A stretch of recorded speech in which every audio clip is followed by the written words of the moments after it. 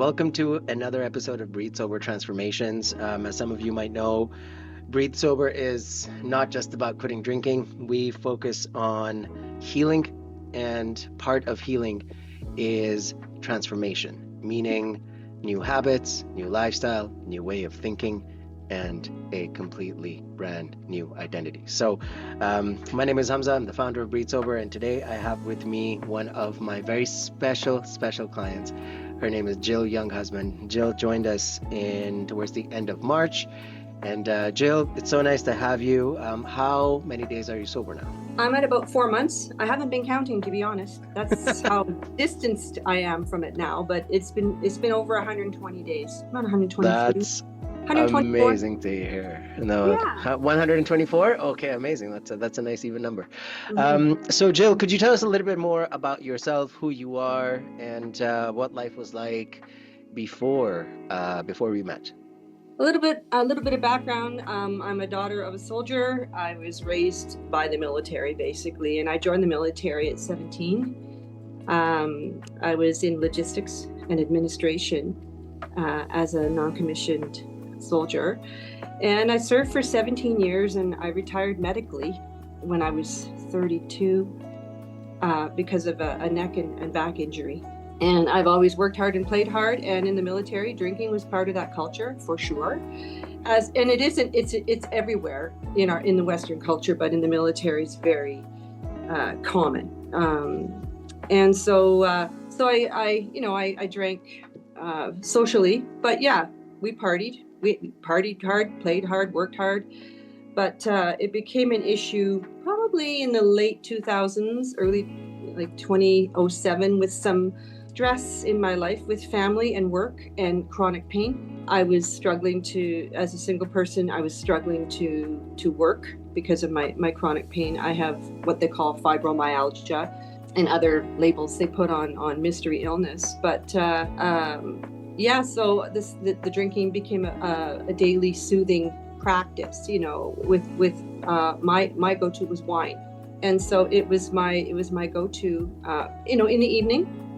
And I'd start cooking dinner, pour yourself a glass of wine, and you sip it as you're cooking or whatever, or after dinner, watching a movie, or cruising Netflix. You have I would sip throughout the evening, and over time, I every day I'd wake up and I'd be tired, and then but that was my go-to for a very long time, and interestingly, when I made the conscious efforts to stop in the past, I could stop for a little while, right. And my creative abilities would come through. All of a sudden, the house is decorated rather than just tidy, right. And because I've had a lot of moves in my life, I've had a lot of instability, a lot of uncertainty in my life. So I knew that the drinking was an issue at one point, and when I would stop drinking, all of a sudden my creativity and my energy would come through.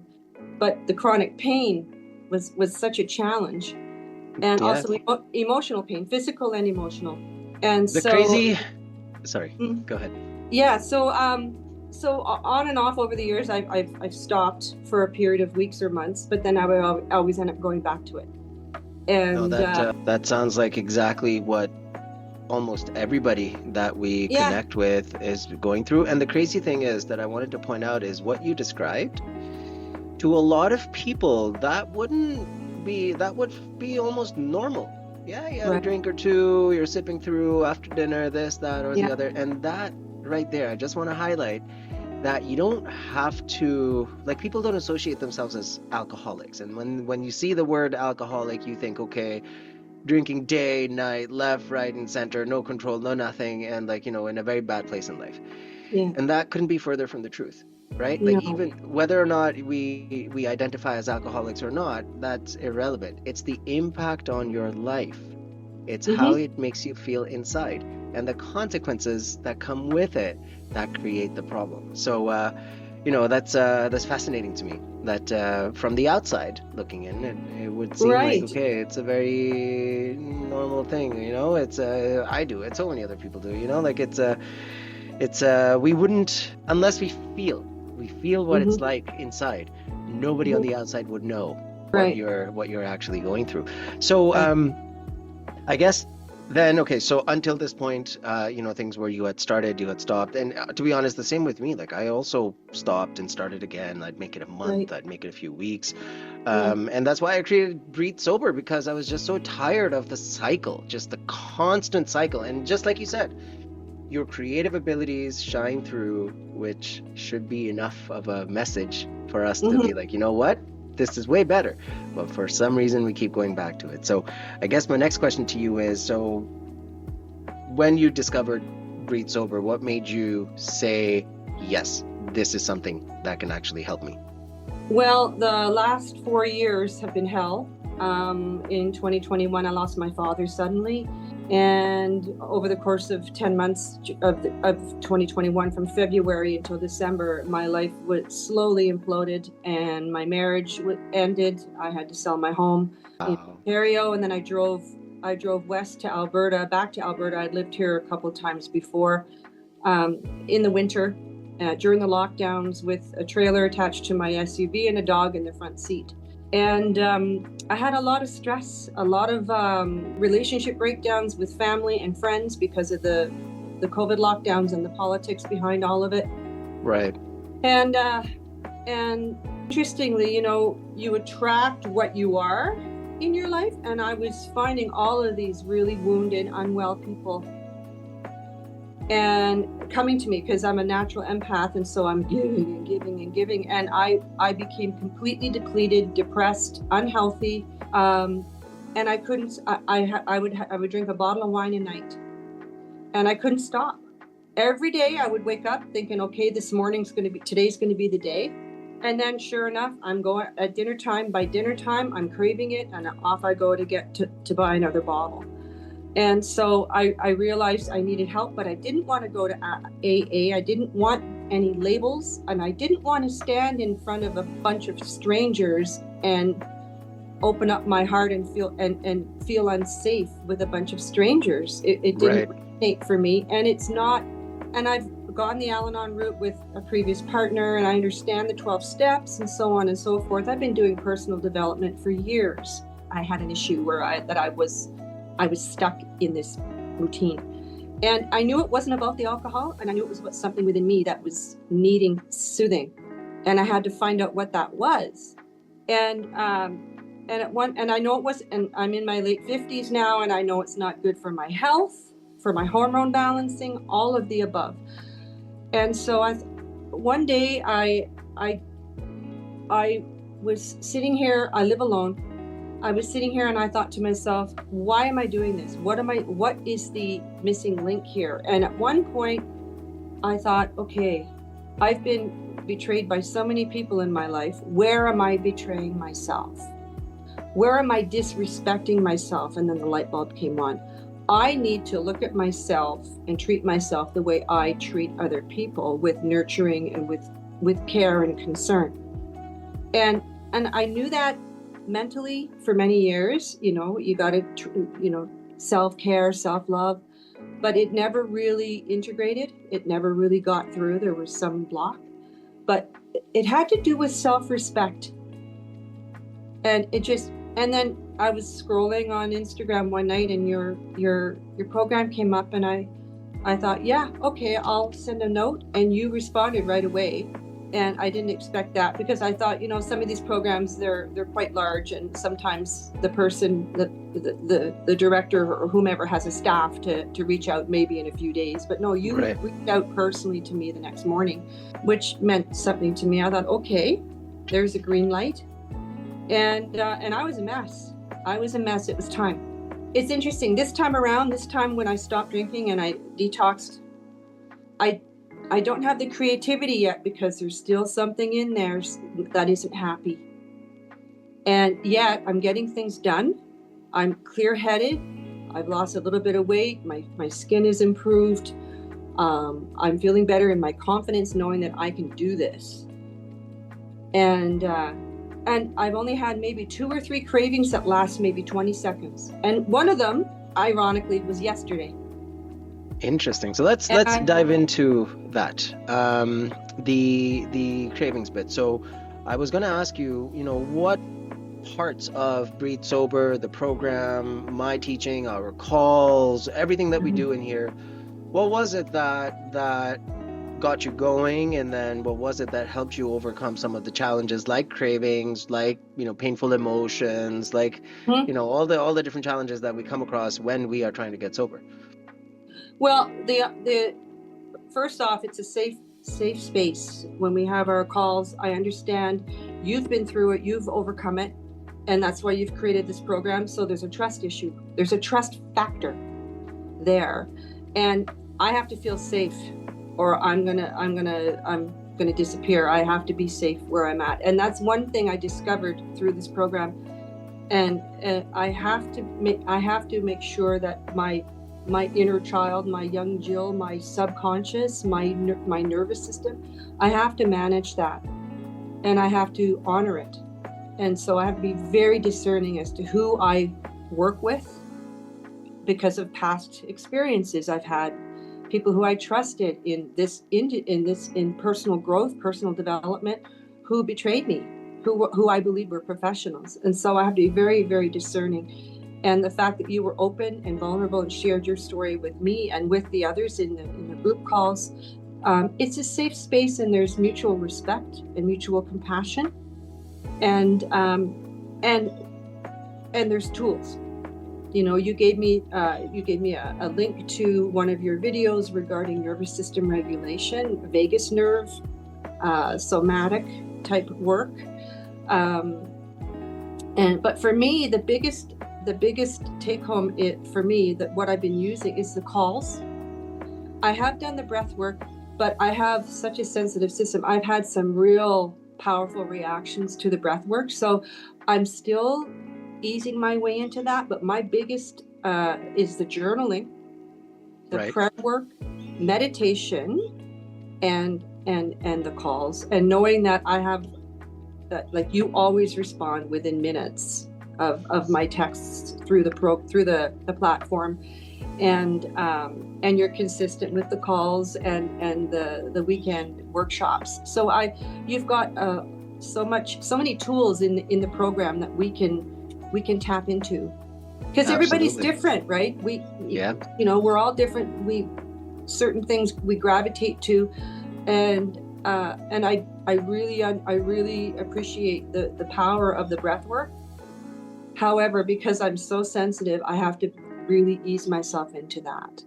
But I'm really grateful for the tool, because it really showed me, oh my goodness, this is really powerful, and I am powerful. Absolutely. And I just want to point out, Jill, that you did everything. I didn't do anything. But you facilitated it. You provided the tools, which is really... I created a space for you to feel safe and like yourself, so you can thrive. What comes out of that when you start thriving is the results that you see for yourself today. So, I take pride in the fact that we have a system, we have a place where that's actually healing, and it's happening in real time every single day, but not without the consistent effort that you and all the other members consistently on a daily basis put in. And this is not easy work. There's no pill, there's no, naltrexone, or... And it ebbs and flows. It ebbs and flows, but as long as you can know that, like, for me, it's a lifeline, it's a safety net. I know it's there. Like, I know I missed a couple classes here and there because I wasn't feeling well or I wasn't available, but I know I'm coming back next week. I'm dedicated to this now, because I need to do this for me and nobody else. And that was another key, because initially I thought, okay, I have some family situations here that I'm going to have to address moving forward. I don't want to give anybody anything to gossip about, right? And I need to be strong to be able to go back to the lion's den and deal with some issues in my family down east. Am I going to have the resilience to do that? And I don't want to be the topic of gossip. Right. And but that was initially, and I wanted to be helpful. If I needed to be needed, I wanted to be there, and I couldn't do that in that current state that I was in. And I was in it's now or never mode when I found your program. And so, but I had to do it for me only, and you emphasized that in our first call. That comes straight from my personal experience. I also tried everything. Then, and it was let me put it this way. The only time I did it for me, it worked. Every other time when I did it for show, for other people, for everything else other than myself, it didn't work. Go figure, right? Speaking of working, so clearly we have a good idea of how things were, and sort of what you went through and how the transformation started for you. Let's talk about how things are today. You are in your gazebo, and I just want to tell everybody the story of this gazebo. This gazebo was under renovation when Jill and I first met, and I told her on that first call that this space is going to change your life. And I don't know if she knew what I meant by that, but it just finished. The place just finished. Yeah. But it was all the connections you made in the process, all the help that you got, all the problems you solved without alcohol, without all the stress that you dealt with, without caving. That's what I'm talking about.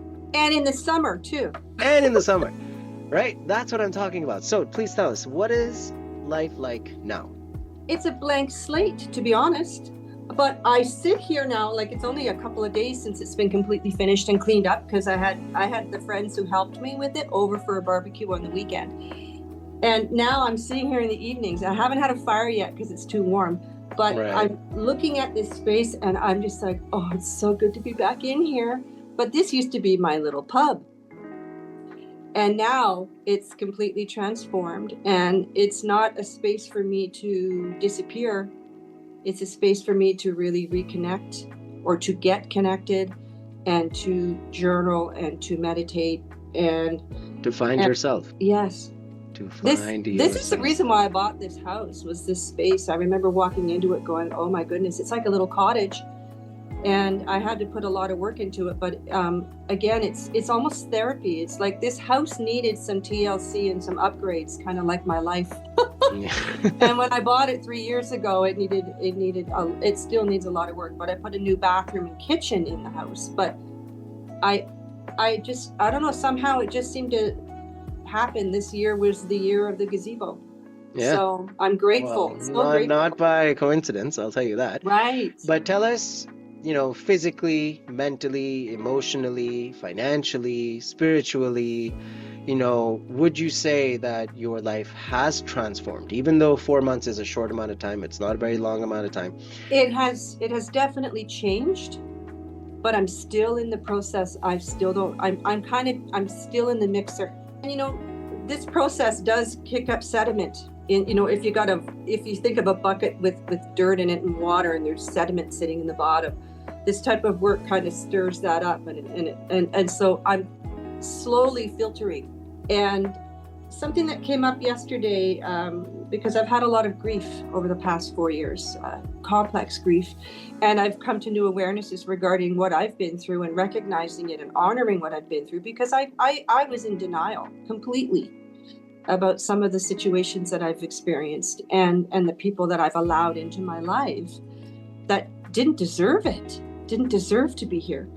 And so and what is it that I'm missing that person took? Because I'm not missing the person, I'm missing what I felt with that person. What did they take? And for me, it was honest to goodness love. I gave them my heart. I gave myself away because I was empty and I was looking for love. So I gave it away thinking it would reciprocate, but it was needy love. And it was looking externally for love instead of tapping into my creative force and my higher self and whatever you want to call God or the creator.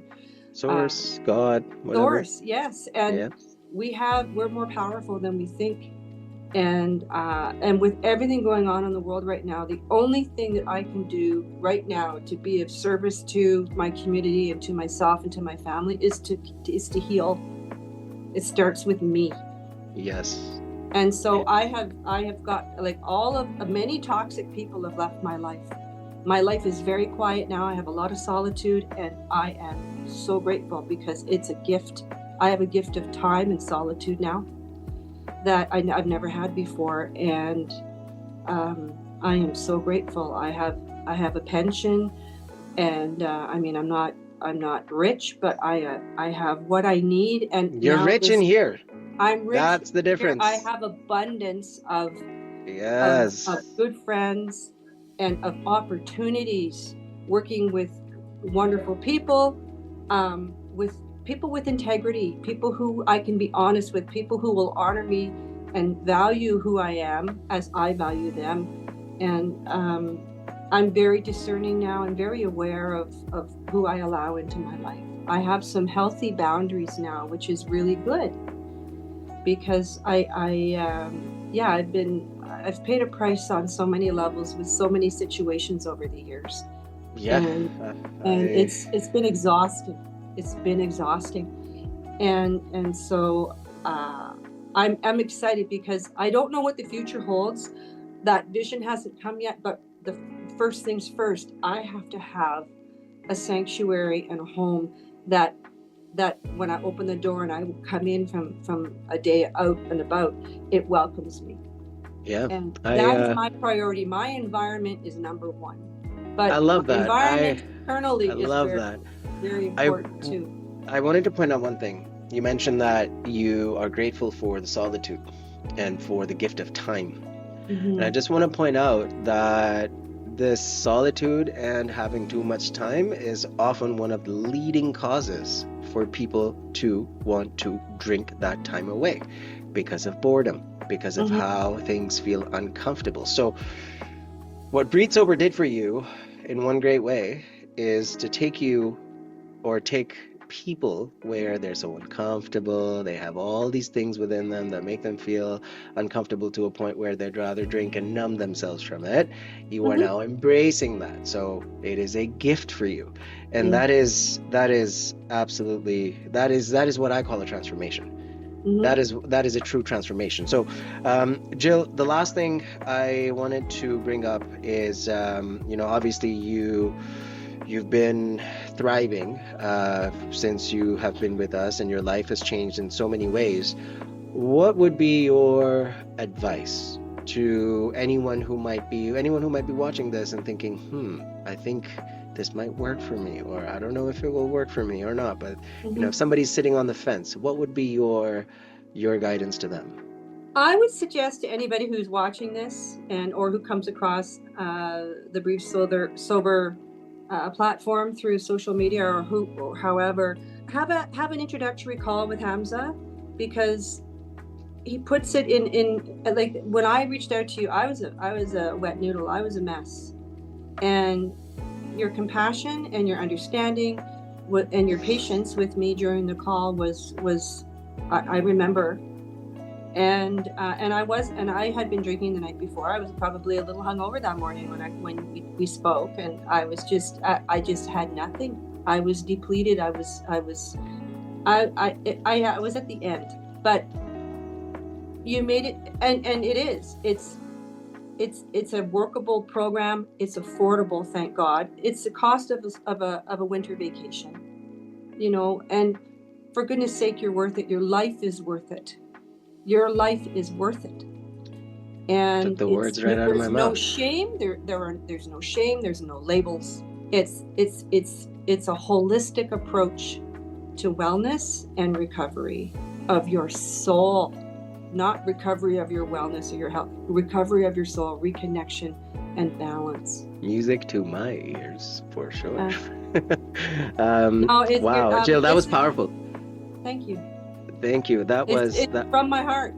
This is how I feel, and I could cry right now. And I'm normally I cry on the drop of a hat, but no, Let's see if you cry now. Yeah, I'm solid. I'm solid. Yeah. Oh, here comes the little one. Hi, Sophie. Hi, Sophie Bubby. Oh my goodness. Oh, and some dear friends of mine had a little baby boy last week, and they sent me a picture. Oh my goodness, it's a miracle. Little babies are a miracle. Yeah, look at this little Bubby. Hi, sweetheart. She is beautiful. What a blessing. Oh my Just God. like her mommy. Daddy's got nothing to do with that.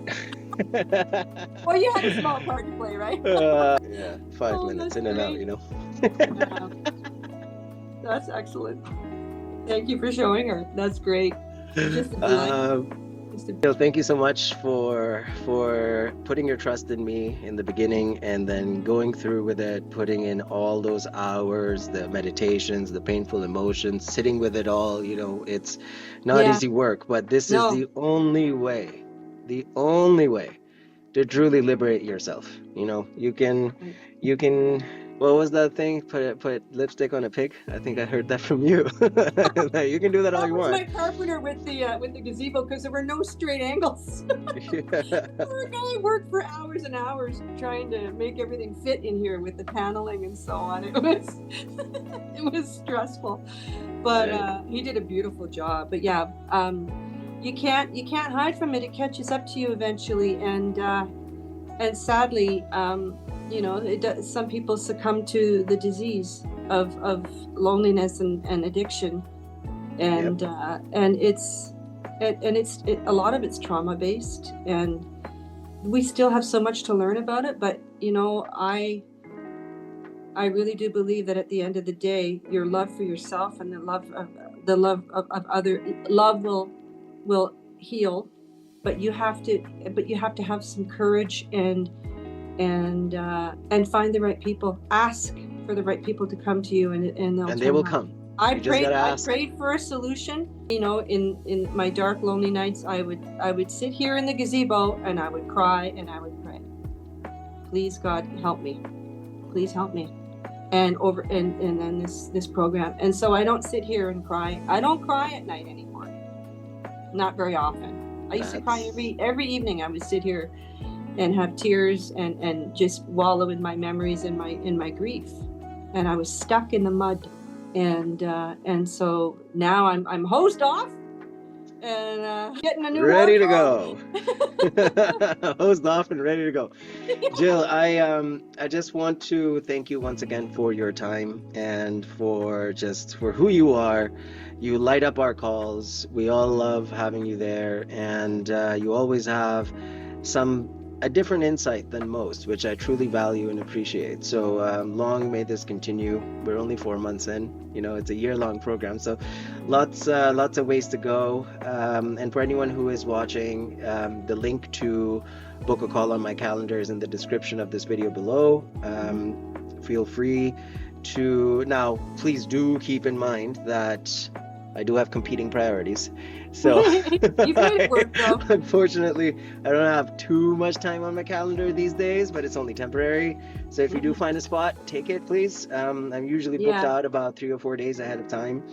And I look forward to meeting with you and seeing how I can help. And Jill, once again, thanks so much for your time today. I'll hopefully see you in the call tonight at 6:30. Oh yeah, I'll be there. I'll be there. And again, for anybody watching this, hang in there. It can change.